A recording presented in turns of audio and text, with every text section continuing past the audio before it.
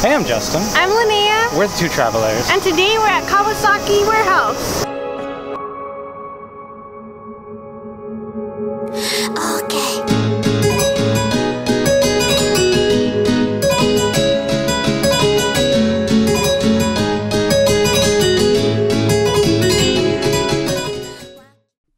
Hello there. Today we went to Kawasaki. We went to Kawasaki because we heard of this arcade that they have there that is modeled after a Chinese city. In Kowloon, I believe. Which, if you don't know what it is, it's known as the Walled City. And basically, it was a bunch of houses and stores, all just like crammed together. And but like so crammed and packed that daylight couldn't even reach the bottom houses.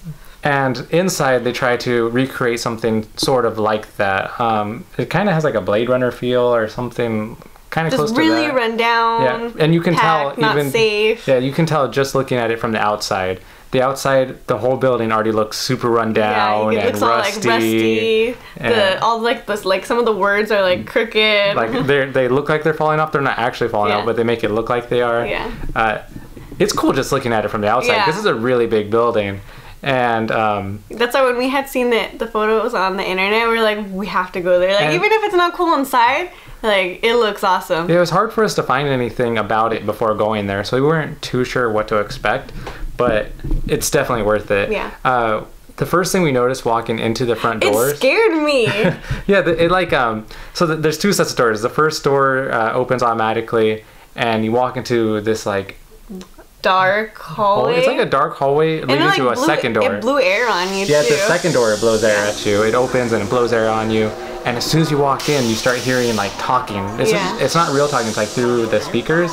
But it already makes it sound like it's really crowded in there. You hear people in, like, their houses. Yeah, there's, like, a long hallway and a big window. And I guess people would be on the other side of it. Or, like, they're doing their everyday things. Yeah. And if you walk to your left, there's this window right there where you can see into someone's room. And it's so scary. And when I had first looked in, I'd seen a body, a woman's body. Yeah, I thought, because I was looking up, and I was looking at everything in the back of it, like there's a calendar and posters. And like a lamp, old perfume, and then I looked down and there's a person. It scared me. But they go really into detail with everything in there. And that's what I love. Like most of our time was like looking at everything, being like, oh my gosh, look at, there's a TV on in that room. But on the first floor, it's mainly just kind of like the outside of the buildings. So you're walking down and it's really run down. There's like posters that are kind of ripped. They're like tore off. They're like kind of wet and. But that's only one of the entrances. If you enter through the back of the arcade, it kind of looks like a portal. I wish we would have went through that way first. That is just crazy. Yeah. So there's a closed door. It has like a yin yang sign on it, and it has like text all around the outside. And it's like a circle-y kind of shape.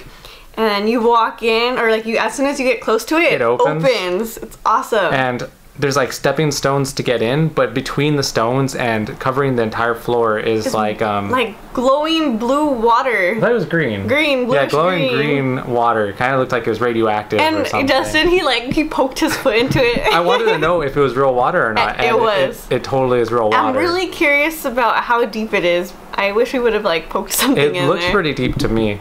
But you walk in there and then there's like this red hallway right after that. It's weird. It looks like a cave-ish, but like strangely shaped and lights on it. The entranceway is just really cool on its own. Moving on to the second floor, that's where you're going to find all of the actual arcade games. So they have like the rhythm games. Or fighting games, claw games. It's just what you would expect to see in an arcade. Regular arcade. But first going up the escalator, the first thing you are going to see are all the like little rooms and houses. Yeah, it looks like you're like in the middle of the walled city now, and when you first go up, you see the outside of the apartment building, and it goes up high because now you can see a floor out. Yeah, you can see like the balconies and like clothes being hung up on strings, and there's actually a butcher shop on the first floor. Yeah, that was pretty cool. And then So they have all their meat hanging, and then like right in the front on the desk. And then I went around it eventually, and they had like an abacus, like which I guess they would have been using to count. Yeah. Then they go real into detail though. Like there's a fan in there. They made sure to make it all greasy. And there was like all the pots and pans. Yeah, it was just everything in there looked really cool. Yeah, I like how it's not actually dirty, but just looking at it, everything looks so dirty. Looks dirty. Like I don't know. They even go so far to do it like there's a claw game in there that's just covered in grime. Yeah, the vending machines right next to it as well. And they even have a vending machine that they make just like run down. Like they must have had to like scrub the glass so that you could barely see the drinks. But it really helps the atmosphere. It's cool to see the things like that. They also have the games right there that are like super old. Oh yeah, they have old games kind of throughout the arcade though. Usually the ones we saw were a little bit discounted, like 50 cents instead of $1. And for most arcades we've been to, I've been thinking that $1 per game, that's so expensive. Lot, but really, it's completely fine. Because I know for the round 1 in our area, we'll spend like $20 and play like 4 games. 4 games, yeah. So for this, it's like we were able to play a lot for only $1 each, and then usually they have like multiple rounds or like. Yeah, so it works out, but they even decorate the bathrooms in this place. So the men's restroom, it was just gross, and they played like weird whistling in there, and it looked just like the rest of it. It was all run down and dirty, and I was so jealous because the women's restroom, I open it and it's like pink walls, gold frames around the mirrors. That seems to always painting. That seems to be the thing in each place we go to that's like that. The men's restroom always follows the theme, and then they make the girls' restroom really girly. I was like, no, I want to see some like stains and some gross stuff. That would have been cool. Yeah. So the first floor, it's cool that it keeps up the theme, but then you move up to the 3rd floor. And the 3rd floor is you're looking down onto it. Yeah. So you can see all the balconies. There's even a walkway that connects to the other side. Unfortunately, it's like gated off. Yeah, so. I think that's for safety. Yeah. But it's cool because you can actually see into the apartments from there. You can see like the items in there or that TV that's on. It's cool that they get so into it. But the 3rd floor is mainly the gambling floor, even though there's not actual gambling allowed. It's more like pachinko. It's things like that. There's like a horse race betting and like the coin dropper ones. It's just all of the gambling ones. So we basically did nothing on that floor. No, just look and take pictures. Then you move on to the 4th floor, and the 4th floor is where they have some more fighting games, but they also have like billiards and darts. Billiards and darts. And ping pong. Oh, and ping pong. I forgot about ping pong. This one I didn't. Okay, the first thing you see when you go up there are these statues. Like marble statues, and it just does not go with the theme at all. I was so confused. And they like light up when you go up there, and it's so like nice. A water fountain. It totally threw me off. I'm like, why didn't it stick with the theme? Or maybe it is a theme. Maybe like the top of the Walt City's nice. I don't know, but it threw me off. I was like, why is something so nice up here? Yeah, but I like the theme of that floor. There's like fireplaces. Yeah, that top floor is like all of a sudden you walk into someone really nice. Yeah. It's got nice wallpaper on the side. Carpet. Everything's clean. Like Lenaya said, there's a fireplace that's on near the darts. The lighting's nice. Just everything's really clean and nice up there. Everything's so big. It's like it's just like rows and rows of the pool tables and stuff. Since we went up every floor to make sure we saw everything before actually getting started on doing anything, we started with darts. Yeah, since that was on the 4th floor that we were on. You had to sign up and get this like card for the warehouse. So now we're members of the warehouse. They got our passport and signed us up. It costs $3 to get one of those cards, so just kind of like a Bondi passport card thing. And then it was like $1 to play? Yeah, it's $1 per game. So and that is really worth it. Yeah, it lasts a long time. We ended up playing 2 games, so it was $4 because it's $1 each per game. which is still really cheap, and it's fun. We really like darts. When I first started, I was missing all of them. I just kept hitting the bottom and hitting the top, and they were just falling down. I felt so bad. We spent a good amount of the first game just trying to get the hang of it. Yeah. But in the end, Lenaya actually ended up beating me on the first game. I got so good. And then when I actually was trying, I started messing up, and then Justin won the second time. Yeah, I ended up winning the second game, but we're playing count up, so it's basically just get the highest score by hitting the highest numbers. It's kind of cool because you throw it, when you throw 3, it knows you throw in 3. You go, you retrieve your darts, and then you press a button to switch change player. Yeah. So it's pretty easy setup, and as I said, it's worth it. Yeah, it's and there's so many of those stations. Like we got number 11. I think there was like 26. There was a lot in up total. there. I really wanted the 20s. Those were the ones with the fireplaces. Yeah, it was like all the way at the end of it, and it has the fire, like some cool table setup. Those are the cool ones. We were thinking about playing billiards as well, but we didn't get around to it. But that's really cheap too. I think it's $3 per person per game, which it's still nothing. After playing darts, we got a snack from one of the vending machines. Because I had been eyeing ice cream the whole time. Yeah, and a lot of these vending machines have actual like food items. They even have microwaves to warm them up. So I'm assuming that people are usually there for a good amount of time. Yeah, because they're not gonna leave to go to a restaurant most likely. Just grab a snack from in there. And then continue playing. We both got ice creams. I got a mint chip one, and I had cookies and cream. They were like push-up ice creams. Yeah, they were pretty good. Probably should have got something besides that, some actual food, but it held us over for the rest of the time. Yeah, we weren't there that long. We ended up going to the second floor after that, since we want to play some actual arcade games. And we had kind of been avoiding arcades in other places just so that we could, you know, really enjoy the moment. Game. Yeah. So the first game we played is one that we see everyone playing. The taiko drums. I think that's what it's called. No, yeah. I'm not sure what the game is called, but it is the drums. And we weren't too sure of how to really play it. You figured it out fast, I think. Well, because when you hit the drum, it like lights up which one it is on the screen. So it's pretty easy to get the hang of it. You either push the inside or the outside. So inside is red and the outside is blue. It's like any other music rhythm game. I didn't realize that you only had to hit it once. Yeah, so you could hit it like with 1 stick or 2 sticks. For the longest time, we were both hitting the inside with 2 sticks and the outside with 2 sticks. Also, I wonder like how hard people usually hit it, because like my hands were hurting. I was like, oh. It allows you to play more than 1 round, and so the first round I did an easy mode, which was actually pretty easy. And I was like, oh, I'm gonna put on a hard one after this. And it went crazy. I could not keep up, not at all. But that drum game is fun, and I definitely understand why so many people are playing it. It's really popular. After that, we kind of did a trend of music rhythm games. I didn't realize how much I would like them. I thought I would have enjoyed like the fighting games more, even though I just like spammed the buttons. So the next one we played was, I don't know what it's called. I think it was like My or something. The circle one, right? Yeah, the circle one. I see that one everywhere, and everyone who plays it looks really cool because they're just like sliding their hands, and I have no idea what it was. Basically, it's this circle touchscreen with buttons all around it, and circles will originate in the center of it and move to like the outer circle. Ring. So you could either hit the button on the outside or hit the touchscreen where it's landing. But there's different ways you can touch them. There's certain circles that you just touch it, or there's other ones where you have to touch 2 at the same time. Or you slide it across or around the circle. Yeah, it'll show you a path to follow while you hold it down. It's really fun though. It gets kind of hard later on. And we noticed everyone wearing these like gloves. Gloves, yeah. First I was like, okay, maybe people bring gloves so that like to protect themselves from like germs.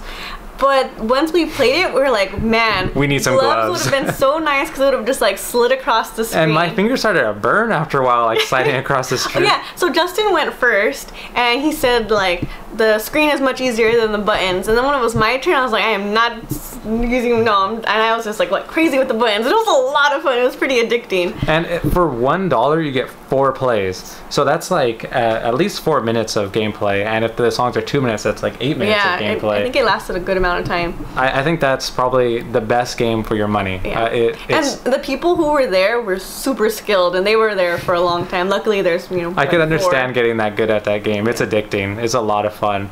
But then right next to that game is like piano game. I was so confused when I seen that. I couldn't figure out how they were going crazy with it. And I was like, how are they pushing the different keys and sliding their hands around? Do you have to know how to play the piano before? I didn't realize it until we seen this, actually up close. It's kind of like Guitar Hero. You'll see the keys coming towards you, and it's not actual keys. It's more like a touch screen. Yeah, thing. and then they're kind of sectioned off. Kind of. Yeah, you basically just hit the general direction of where they're gonna be.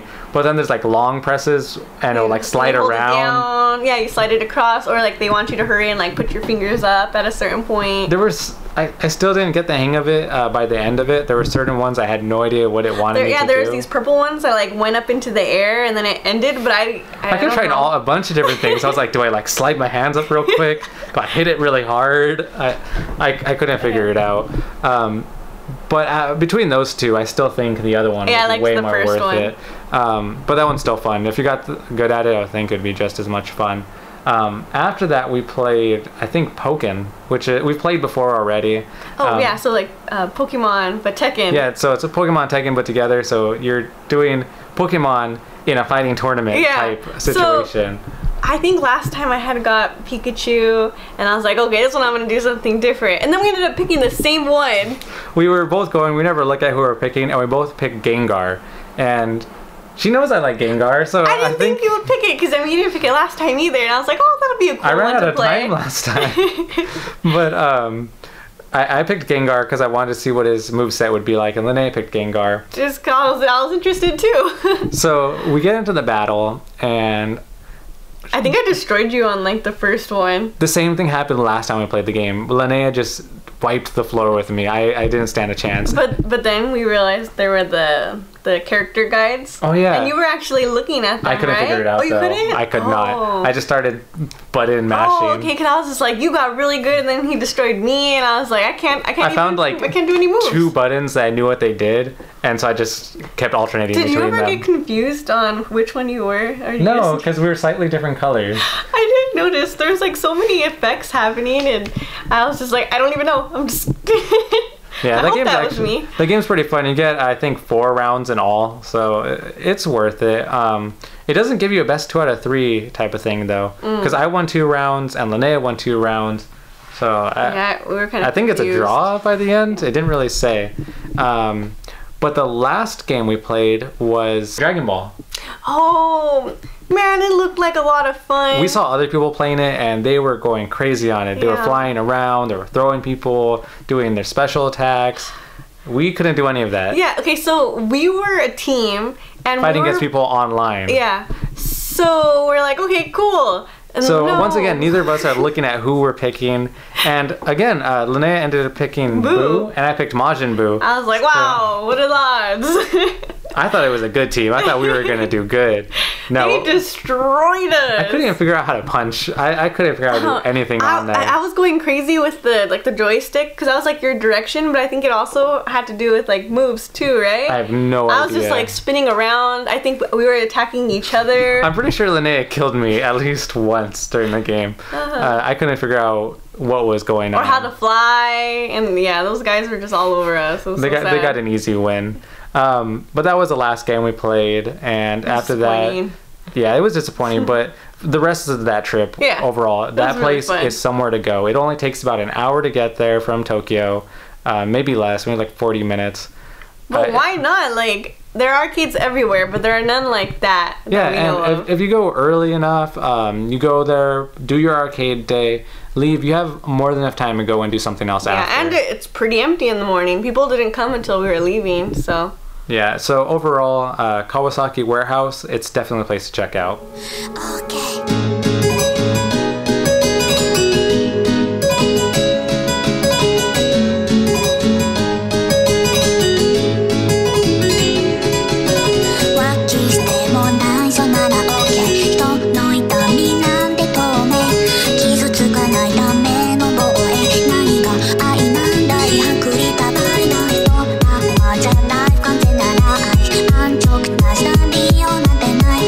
リアルにエンディング